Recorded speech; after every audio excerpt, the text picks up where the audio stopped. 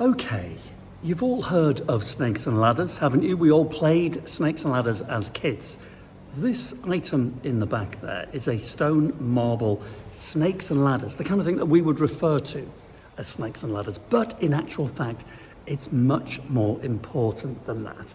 You might have seen some of my videos from here, Regen, just outside Gatwick. They import fabulous things from India. Well, this snakes and ladders is an exceptional thing. It blows my mind. You're going to hear the story of snakes and ladders, where it originated from, and all of that. And you're going to see something historically important and of museum quality. Hold on to your seats. You're going to love this. Now, Vishali, this looks like a very good example of snakes and ladders, but I'm guessing you're going to tell me I'm completely wrong. It is a good example of snakes and ladders. However, Right. snakes and ladders was originally invented in India by he's known as a poet Gyandev, but he's a saint, he's revered as a saint. And we believe it was 5th century. And then as the years have gone on, in the 19th century it came to the UK. Or it Really? came to Did the it really? Yes, it did. Yeah. Okay, Yeah. so Indians have been playing this. Is it a game or is it a tutorial? It is a game. So it's a game called Mokshapatam, and that's the original name of it. Mokshapatam is the game of life, and so you've got it starts with the rolling of the dice, because every action has a consequence. Mm-hmm. So when you roll the dice, you've got that is it. You're in the circle of life of the game of karma. So snakes and ladders really is a representation of life. Correct. Wow. So it's much deeper than we thought as kids playing it on cardboard games. Well, even when it came to England during the 19th century, it was a game of virtues, but the virtues became British virtues. So there was respect, there was pride, there was, everything that the morality of the Victorian era. So it was all linked to, it became that. And then obviously as the years have gone on, that has diminished, disappeared. Right. And it's become snakes and ladders. But this is the original version. So talk to me about this. Is this marble? It is marble. Okay, and what about these symbols? Can you enlighten us a little bit? So the numbers are in Sanskrit. So this is 1. Yes. So this is 1, 2, 3, 4, and as you go along, so you can see some of the numbers actually look very similar. They do. To the English, or what we know as British numerical system. So as you're looking at this one, for example, Yes. It was never just about playing a game. It was about being taught a life lesson. Okay. As you were going on. So whichever number you landed on, it wasn't just to move on to the next one. Each number signifies a life lesson, so Right. to speak. Okay, and this one, just number 1, or does it represent something a little deeper? So number 1 is deeper than just being number 1. Number 1 is birth. It's known as Janma. So the question is, why am I here? Oh my goodness me, honestly. Now this is a question Yes. that we, in the East, in the West, in the North and the South, wherever you are from in the world, this is the big question. Yeah.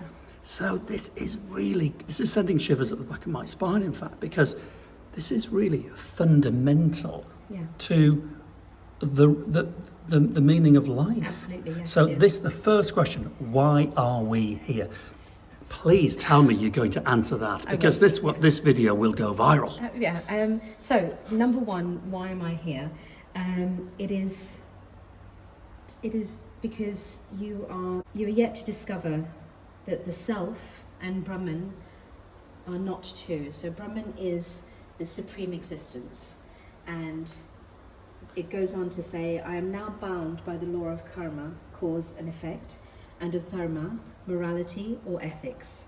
Throughout life, my bias over shadow, dharma, for example, one would cheat for the sake of protecting one's self-interest. So the minute you roll the dice, you're on Janma, and then you roll on to whichever number. But each number, you wouldn't just skip, it would be teaching you a life virtue. So for example, numbers 3 to 6, we're all born with. So number 3 and 4 are anger, and which is also known as krodha and lobha, and delusion, which is known as moha. So we're all born with these 3 to 6. And So what am I learning then by playing this? I roll the dice. I get a 5. So 1, 2, 3, 4, 5. I hit the tail of the snake, and I get to this, and this symbol here is a life lesson. of course, yes, everything. So it is your actions and consequences. Right. So it is the game of karma. The idea of at the end is to attain moksha.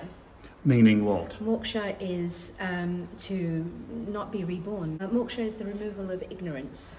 So we are all ignorant in that we believe that we're just here, we just exist. Right. But there is a greater meaning of life. Okay, now let me ask you, Charlie, if I get here and I finish the game, Yes, do I get finally to understand why am I here? absolutely, yeah. Because you've done good deeds. I see. You've done good deeds. So if you get there, you've attained almost like nirvana, maybe. Correct, yeah. What we know in today's language as nirvana. Yes, Yeah. okay. And so this is teaching us morality, it's teaching us codes of life. Absolutely, yeah. And it also shows us, of course, you think you're doing so well, you get a great job, you're on TV, you've got a great number, you climb up here, you get to here, then whoa, in no time, you're back to the bottom. Absolutely, yeah. Can happen to the best of us, can't Absolutely, it? for sure. Okay, it is fascinating, and you could talk about this all day long, and we will. We'll go and have a cup of coffee, and you and I will play the game. But as an object, you love the cultural side, you love the history like I do. Yes. But now let's get mercenary. I know it's hard, but it has a past, it has a history. How old is it, first of all? I think we would date it back to anywhere from the 5th, 6th, 7th century. Wow, so as early as that? Yeah, absolutely. Okay, yeah. okay, so it's a very important thing, this. Oh, completely. We haven't actually, it was initially the game of moksha, if you think, it wasn't even on paper, it was on cloth. Right. It would have been rolled up as a scroll. It would have been, painted on. And it was teaching in schools, gurukuls around the subcontinent. Just every pupil would have this to be able to go out into the world and Right. be a better person. Okay, Yeah. and understand the pitfalls and all of that, and sort of expect them to happen, Yeah. and deal with them in correctly Absolutely. when those pitfalls Yeah. do occur. So, it's ancient. It's made from marble, I'm guessing. Yes. Can I touch it? Yes, I have been absolutely, touching. yeah, I didn't yeah. even ask. Okay. You bought it in India. Correct. Okay. Do you know its past, its history? We have done a lot of research on it, but we actually haven't found where exactly it was from. Okay. And it was one of those pieces that when we went, we all just looked at it and we had to have it. Sure. It was, I think it just comes with, I can't even. Well, I it can't does. articulate. No, Yeah. I understand. Yeah. I do understand that, because you adore these things. Yeah. And sometimes objects like this literally take your breath away, don't they? They do, yeah. Yeah. Okay.